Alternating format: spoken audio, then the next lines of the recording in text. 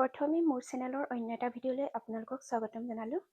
আজি প্ৰায় সকলোৱে খাই ভাল পোৱা চিকেন বাটাৰ মছলা ৰেচিপি এটা লৈ আহিছোঁ। আহকচোন বেছি দেৰি নকৰি ভিডিঅ'টোৰ মাজলৈ আগবাঢ়োঁ। ৰেচিপিটোৰ বাবে মই ইয়াত 500 গ্ৰাম চিকেন লৈছোঁ। চিকেনখিনি ভালদৰে ধুই লোৱাৰ পিছত এতিয়া আমি মেৰিনেট কৰি ল'ম। ইয়াৰ কাৰণে ইয়াৰ ডাঙৰ চামুচেৰে 1 চামুচ আদা নহৰু বটা লৈছোঁ। প্ৰায় আধা কাপমান দৈ দিছোঁ। তাৰ পাছত দিছোঁ কাশ্মীৰী ৰেড চিলি 1 চামুচ, জিৰা গুড়ি 1 চামুচ, ধনিয়া গুড়ি 1 চামুচ, সোৱাদ অনুসৰি নিমখ দিছোঁ।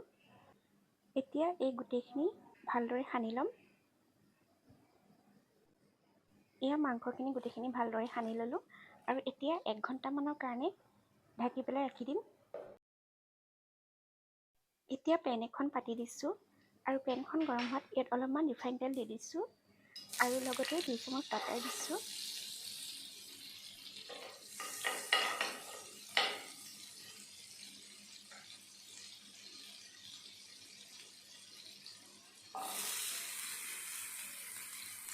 ডাঙৰ চাইজৰ 2টা পিঁয়াজ দিছোঁ আৰু লগতে দিছোঁ কেইটামান লং, ইলাচি আৰু ডালচেনি।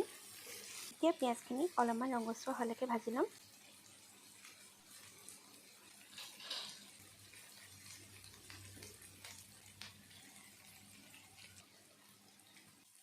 পিঁয়াজখিনি 1 মিনিটমান সময় ভজাৰ পিছত ইয়াত দিছোঁ এতিয়া ডাঙৰ চাইজৰ 4টা বিলাহী। এই ৰেচিপিটোত বিলাহীৰ পৰিমাণ পিঁয়াজতকৈ অলপ বেছিকৈ দিব লাগে। আৰু লগতে দিছোঁ আদা নহৰু বটা 1 চামুচ। এইখিনি অকণমান লৰাই লৈছোঁ আৰু অলপমান সময়ৰ কাৰণে ভাজি ল'ম। গেছৰ ফ্লেমটো মিডিয়াম কৰি ৰাখিছোঁ। বিলাহীৰ লগতে পিঁয়াজ এই গোটেইখিনি চফ্ট হৈ যোৱালৈকে ভাজি থাকিম।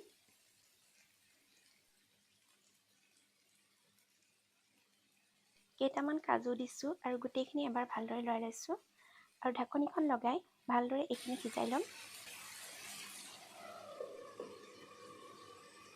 আৰু এয়া এতিয়া ঢাকনিখন আঁতৰাই লৈছোঁ। ইয়াত এতিয়া অলপমান মছলা যোগ কৰি 1 চামুচ ধনিয়া গুড়ি দিছোঁ, আধা চামুচ জিৰা গুড়ি দিছোঁ আৰু 1 চামুচ গৰম মছলা দিছোঁ। এইখিনি এবাৰ লৰাই লৈছোঁ।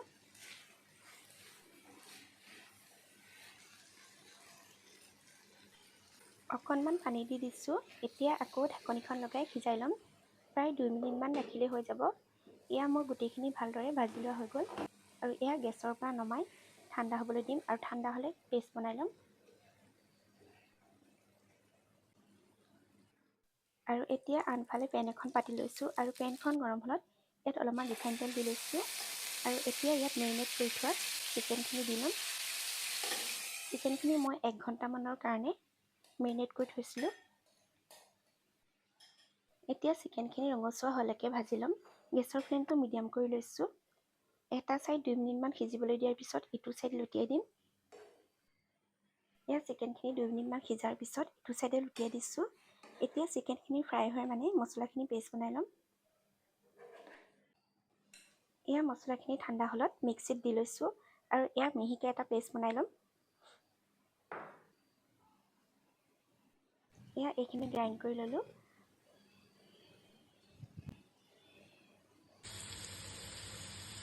আৰু আনফালে এয়া চিকেনখিনি প্ৰায় ফ্ৰাই কৰা হৈ গৈছে। এইখিনি আৰু 2 মিনিটমান সময় ফ্ৰাই কৰাৰ পিছত নমাই ল'ম।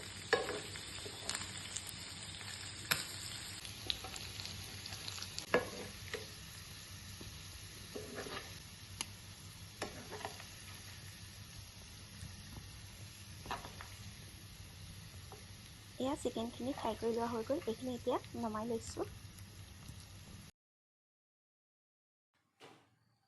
আনফালে এয়া কেৰাহীখন পাতি লৈছোঁ আৰু ডাঙৰ চামুচেৰে 2 চামুচ ৰিফাইন তেল দি লৈছোঁ আৰু সৰু চামুচেৰে 1 চামুচ কাশ্মীৰী ৰেড চিলি দিছোঁ। লগতে অকণমান হালধি গুড়ি দিছোঁ। এনেদৰে তেলতে হালধি আৰু কাশ্মীৰী ৰেড চিলি পাউডাৰ দিলে গ্ৰেভিটো কালাৰটো ভাল হয়। যিহেতু আমি ফুড কালাৰ ব্যৱহাৰ কৰা নাই, এইখিনি ভালদৰে লৰাই লোৱাৰ পিছত যিখিনি আমি মছলা পেষ্ট বনাই লৈছিলোঁ সেইখিনি ইয়াতে ঢালি দিম। গেছৰ ফ্লেমটো ল' কৰি ল'ম।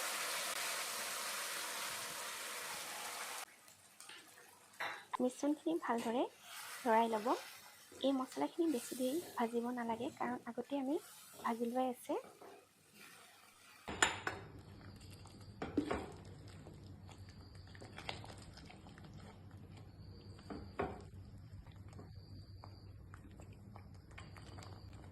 এয়া অকণমান পানী দি লৈছোঁ। প্ৰয়োজন অনুসৰি পানী দি ল'ব, বৰ বেছি পাতল কৰি নেপেলাব, কাৰণ গ্ৰেভিটো অলপ ডাঠ হৈ থাকিলেহে ভাল লাগে।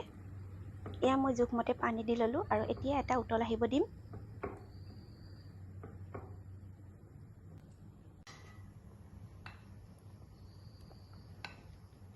আৰু এয়া উতল আহিছে, মন কৰিছে। ইয়াত এতিয়া ফ্ৰাই কৰি থোৱা চিকেনখিনি দি দিম।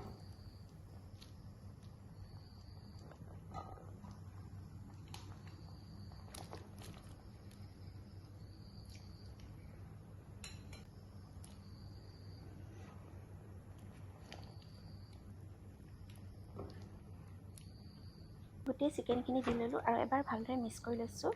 এতিয়া ইয়াত সোৱাদ অনুসৰি নিমখ দি লৈছোঁ।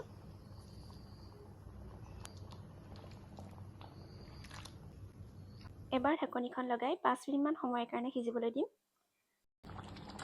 5 মিনিটমান পিছত এয়া ঢাকনিখন আঁতৰাই আকৌ এবাৰ ভালদৰে মিক্স কৰি ল'লোঁ আৰু এয়া নমোৱাৰ আগে আগে আমুল ফ্ৰেছ ক্ৰীম 4-5 চামুচমান দি ল'ব।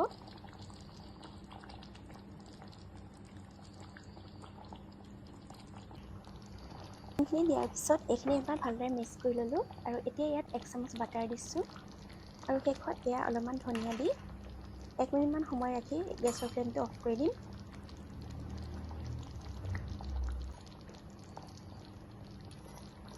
আৰু এয়া ধনিয়াখিনি দি এবাৰ ভালদৰে মিক্স কৰি ল'লোঁ আৰু এতিয়া গেছৰ ফ্লেমটো অফ কৰি লৈছোঁ। আজিৰ এই চিকেন বাটাৰ মছলা ৰেচিপিটো চাই কেনেকুৱা পালে কমেণ্ট কৰি জনাবলৈ নাপাহৰিব। আৰু যদি ভিডিঅ'টো চাই ভাল লাগিল, প্লিজ লাইক কৰিব, কমেণ্ট কৰিব আৰু মোৰ এই চেনেলটো ছাবস্ক্ৰাইব কৰি দিবলৈ নাপাহৰিব। আকৌ এটা নতুন ৰেচিপিৰ সৈতে পুনৰ লগ পাম। আজিলৈ আহোঁ, বাই বাই।